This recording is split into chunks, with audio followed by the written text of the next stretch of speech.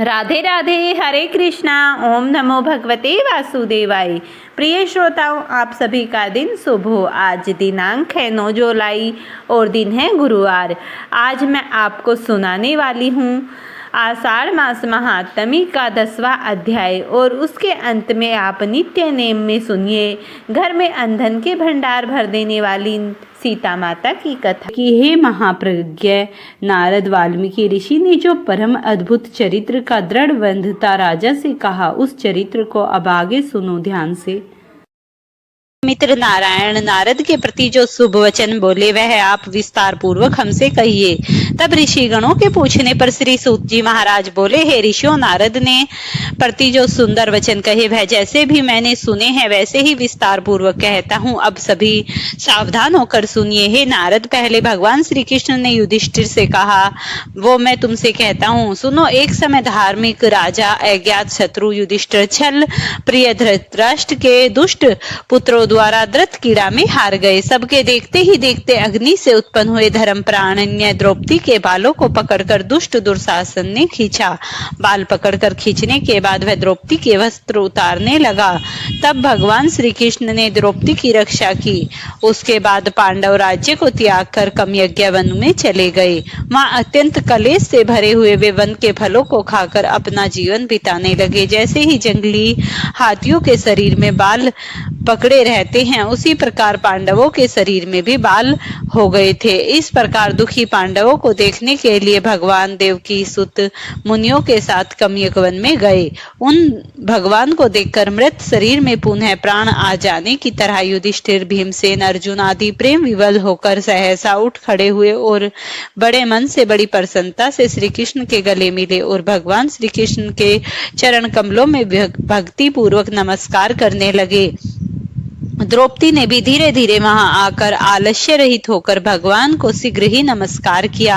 उन दुखी पांडवों को मृग की खाल के वस्त्र को पहने देख और पूरे शरीर में धूल लगी हुई, रूखा शरीर, चारों तरफ बाल बिखरे हुए द्रौपदी को भी उसी प्रकार दुर्बल शरीर वाली और दुखों से घिरे हुए उनको देखा। इस तरह दुखी पांडवों को देखकर भगवान कृष्ण बड़े दुखी हुए। भक्त वत्सल भगवान धृतराष्ट्र के पुत्रों को जला देने की इच्छा से उन पर क्रोधित हो गए।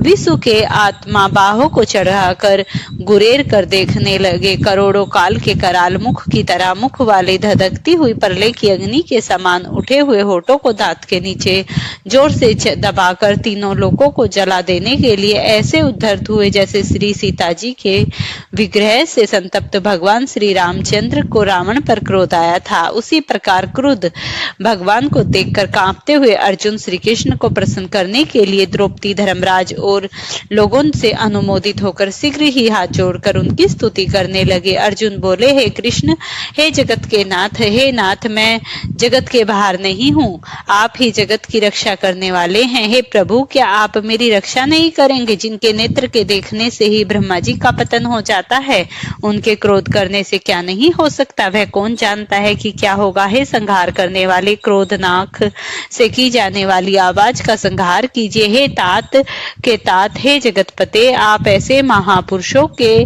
क्रोध से संसार का प्रलय हो जाता है। संपूर्ण तत्वों को जानने वाले, सर्व वस्तुओं के कारणों के कारक, वेद और वेदांग के बीच के प्रति आपको साक्षात कृष्ण हैं और मैं आपकी वंदना करता हूँ। आप ईश्वर हैं, इस चराचर संसार को उत्पन्न किया है, सर्व मंगल के मांगल्य हैं और आप ही संतान के बीज रूप हैं। इसीलिए एक के अपराध से आपके द्वारा बनाए समस्त विश्व का आप नाश कैसे करेंगे?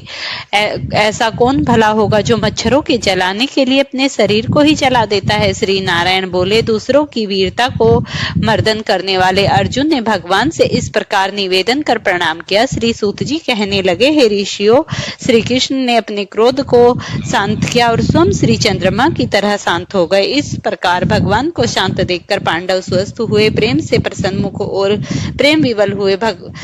सभी ने भगवान को प्रणाम किया और फिर जंगली कंदमूल फल आदि से उनकी पूजा की। नारायण बोले, तब भगवान शरण में जाने वाले भक्तों के ऊपर कृपा करने वाले श्री कृष्ण को प्रसन्न जान विशेष प्रेम से भरे हुए नर्म अर्जुन ने उन्हें बारंबार नमस्कार किया और जो प्रश्न अपने हमसे किया वही प्रश्न उन्होंने श्री कृष्ण से किया। इस प्रकार अर्जुन का प्रश्न सुनकर श्री कृष्ण क्षण मात्र मन में सोचकर अपने सुहृदय पांडवों को और व्रत का धारण किए हुए द्रौपदी को आश्वासन देते हुए वक्ताओं में श्रेष्ठ श्री कृष्ण पांडवों ने इस प्रकार हितकारी वचनों में बोले, हे राजन, हे महाभाग, अब मेरा वचन सुनो। आपने यह प्रश्न अपूर्व किया, इसका उत्तर देने में मुझे उत्साह नहीं हो रहा। इस प्रश्न का उत्तर तो गुप्त ही है, ऋषियों को भी इसी का पता नहीं। फिर भी हे अर्जुन, मित्र होने के नाते या फिर तुम हमारे भक्त हो, इस कारण हम कहते हैं, हे सुवर्त, वह जो उत्तर है अति उग्र है, इसीलिए क्रम से सुनो। चैत्र आदि में जो 12 मास निमेष महीने के दोनों पक्ष, घड़ियां, पहर, त्रिपहर, 6 ऋतुएं, मुहूर्त, दक्षिणायन और उत्तरायण, वर्ष, चारों युग, इसी प्रकार पर अध्यय तक को जो काल है वह सब, और नदी, समुद्र, तालाब, कुएं, बावरी, गड्ढे, सातों लात औषधियां, वृक्ष, बांस आदि पेड़, वन की समस्त औषधियां, नगर, गांव, पर्वत, पुरियां, यह सब मूर्ति वाले हैं और अपने अपने गुणों से उपजे जाते हैं। इनमें ऐसा कोई अपूर्व व्यक्ति नहीं जो अपने अधिष्ठात्र देवता के बिना रहता हो। अपने पन अधिकार में पूजे जाने वाले यह सभी फल को देने वाले हों। अपने अपने अधिष्ठात्र देवता के योग्य के महात्म से यह सब सौभाग्यवान है। हे पांडुनंदन, एक समय अधिमास उत्पन्न हुआ। उस उत्पन्न हुए असहाय निंदित मास को सब लोग बोले कि यह मलमास सूर्य की संक्रांति से रहित है, इसीलिए पूजने योग्य नहीं है। यह मास मूल रूप से होने में छूने योग्य भी नहीं है और सभी शुभ कर्मों में अग्राही है। इसी प्रकार के वचनों को लोगों के मुख से सुनकर यह मास निरुद्योग, प्रभा रहित, दुख से घिरा हुआ और अति खिन्न मन, चिंता से ग्रस्त मन होकर व्यथित हृदय से मरने के समान हो गया। फिर वह धैर्य धारण कर मेरी शरण में आया। हे नर, वैकुंठ भवन में जहाँ मैं रहता था वहां पहुंचा और मेरे घर में आकर मुझे परम पुरुषोत्तम को इसने देखा और उस अमूल्य रत्नों से जटिल स्वर्ण के सिंहासन पर बैठाकर मुझको देखकर ये धरती पर साष्टांग दंडवत कर हाथ जोड़ नेत्रों से बारंबार आंसुओं की धारा बहता हुआ धैर्य धारण कर खड़ी हुई गदगद वाणी से बोला, श्री सूत जी महाराज ऋषियों को बताते हुए कहने लगे कि इस प्रकार महामुनि बद्रिकानाथ कथा कहकर मौन हो गए। तब भगवान के मुख से कथा सुन भक्तों के ऊपर दया करने वाले नारद मुनि बोले। नारद मुनि ने नारायण नारायण इस प्रकार अपनी पूर्ण कला से विराजमान भगवान विष्णु के निर्मल भवन में जाकर भक्ति द्वारा मिलने वाले जगत के पापों को दूर करने वाले योगियों को भी शीघ्र न मिलने वाले जगत को अभयदान देने वाले ब्रह्मा रूप मुकुंद जहाँ पर थे चरण कमलों की छाया में अधिमास में कहा था। तब नारायण भगवान ने देवऋषि नारद को मलमास द्वारा कही जो बातें बताई वह सब आप अगले अध्याय में सुनिए। ब्रह्मा जी कीर्तन पुरुषार्थ स्तुति। श्री ब्रह्मा जी बोले, वेद शास्त्र विज्ञान और कर्मों के निधि हैं, उन्हें ओंकार प्रतिपाद परमेश्वर का मेरा बार बार नमस्कार है। समस्त विद्याओं को धारण करने वाले वाणीपति भगवान को प्रणाम है। अचैतन्य एवं सर्वज्ञ धर्मज्ञ नित्य बारंबार प्रणाम है। महाभाऊ अधोक्षता, आप निराकार का यज्ञ स्वरूप है, आप ही सामूर्तियम सदा सर्व रूपधारी हैं। हे अचैतन्य, आप सर्व ज्ञान में हैं, आपके सबके हृदय में ज्ञान रूप में विराजमान है। देवादिदेव, आप मुझे इस प्रकार ज्ञान दीजिए कि मैं आपको बारंबार प्रणाम करूं। इति श्री नरसिंह ब्रह्मा पुरुषोत्तम स्तुति। इससे पहले के अध्यायों में जाना था कि सौनकादि 88,000 ऋषियों को पूजित होने के बाद सुखदेव जी जब आसन पर विराजमान हो गए तब उसके बाद कुछ भी उनका वृतांत नहीं हुआ। सौनकादि आदि 88,000 ऋषियों के पूछने पर सूत जी बोले, राजा परीक्षित के पूछने पर भगवान सुख द्वारा कथित परम पुण्यप्रद श्रीमद् भागवत सुखदेव जी के प्रसाद से सुनकर और उनके बाद राजा का मोक्ष भी देखकर यहाँ यज्ञ करने का तत्पर ब्राह्मणों को देखने के लिए मैं आया हूँ और यहाँ यज्ञ की दीक्षा लिए ब्राह्मणों को दर्शन कर मैं कृतार्थ हो गया। तब ऋषि बोले, हे साधु, अन्य विषयों की बातों को त्याग कर भगवान कृष्ण द्रौपायन की कृपा से उनके मुख से जो कुछ भी आपने सुना है वह अपूर्व विषय के। तब सूत जी कहने लगे, हे महाभाग, संसार में जिससे परे कोई सार नहीं। ऐसे मन को पवित्र करने वाले और जो सुधा में अधिकता रहित कर हैं, ऐसी पुण्य कथा हम लोगों को सुनाइए। तब जी बोले, श्री सूत जी ने कहा, विलोम अर्थात ब्राह्मण के चारु अर्थात खीर में क्षत्रिय का चरु मिल जाने से उत्पन्न होने पर भी मैं धन्य हूँ। जो पुरुष श्रेष्ठ मुझसे पूछ रहे हैं, भगवान व्यास जी के मुख से मैंने जो कुछ सुना है वह कथार्थ कथा कहता हूँ। सभी ध्यान पूर्वक सुनिए। एक समय नारद मुनि नर नारायण जी के आश्रम में गए, जो आश्रम तपस्वियों, सिद्धों तथा देवताओं से भी युक्त था और वैर, हवेड़ा, आंवला, बेल, आम, केथ, जामुन, कदम आदि और भी अनेक वृक्षों से सुशोभित था। भगवान विष्णु के चरणों से निकली हुई पवित्र गंगा और अलकंदा भी वहां से बह रही थी।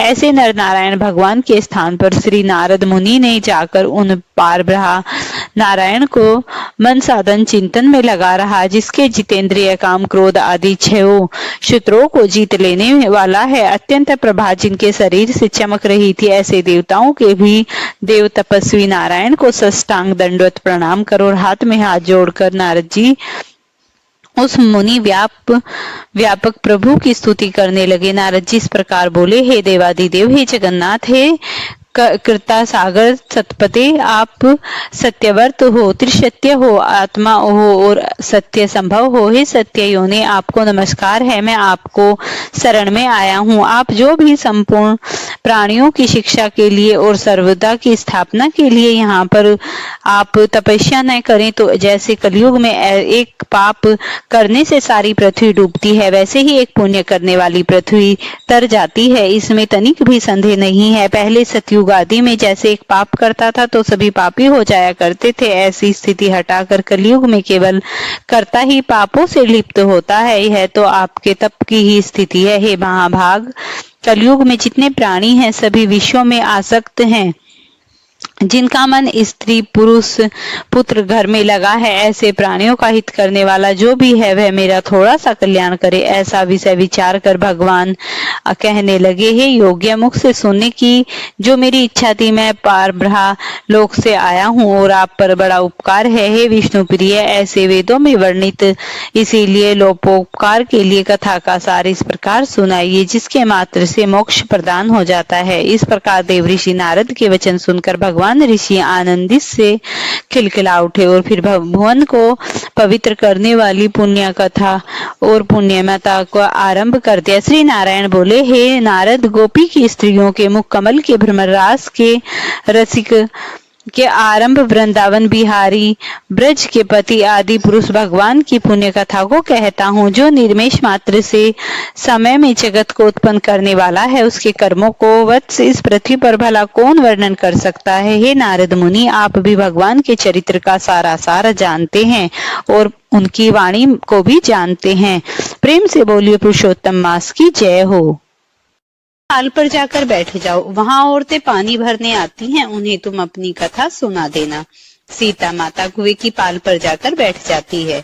एक स्त्री आई, उसने रेशम की जरी साड़ी पहन रखी थी और सोने का घड़ा ले रखा था। सीता माता उसे देखकर कहती है, बहन, मेरा 12 वर्ष का नित्य नेम सुन लो। वह स्त्री बोली कि मैं तुम्हारा नित्य नेम सुनूंगी तो मुझे घर जाने में देर हो जाएगी और मेरी सास मुझसे लड़ेगी।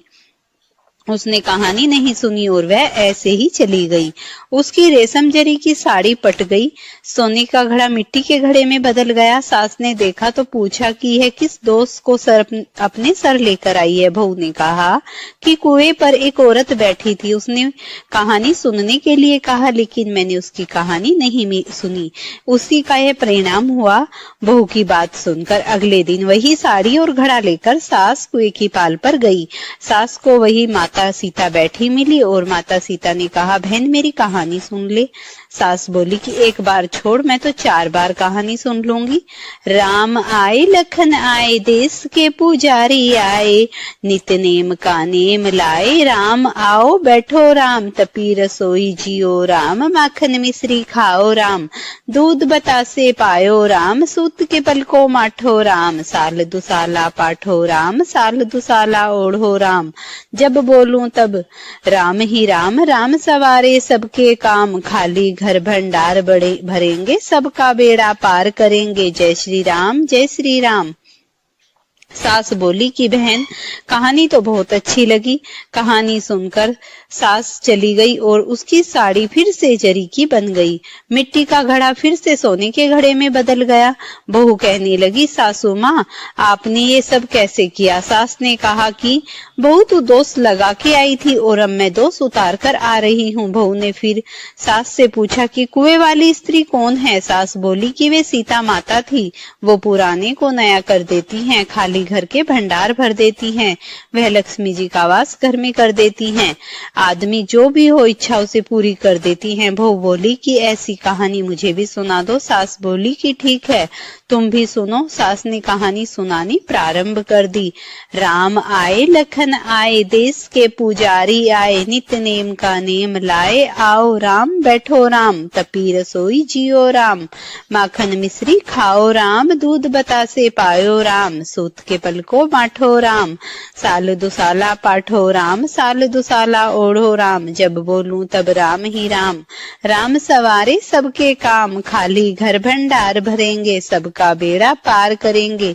जय श्री राम, जय श्री राम, राम राम जय जय राम।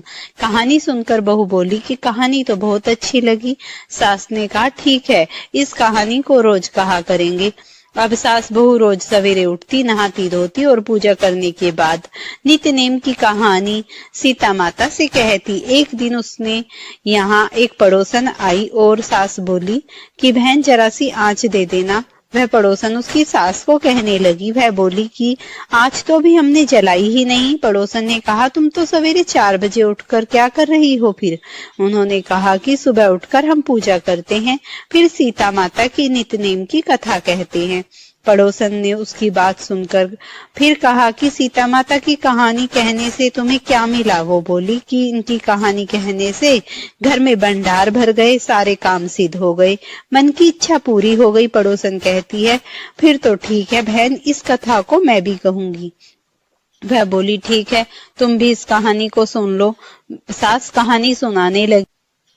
आए राम लखन आए, देश के पुजारी आए, नित्य नेम का नेम लाओ। आओ राम बैठो राम, तपी रसोई जियो राम, माखन मिश्री खाओ राम, दूध बतासे पायो राम, सूत के पलको माठो राम, साल दुसाला पाठो राम, साल दुसाला ओढ़ो राम। जब बोलूं तब राम ही राम, राम सवारे सबके काम, खाली घर भंडार भरेंगे, सबका बेड़ा पार करेंगे। जय सिया राम, जय सिया राम, जय जय राम।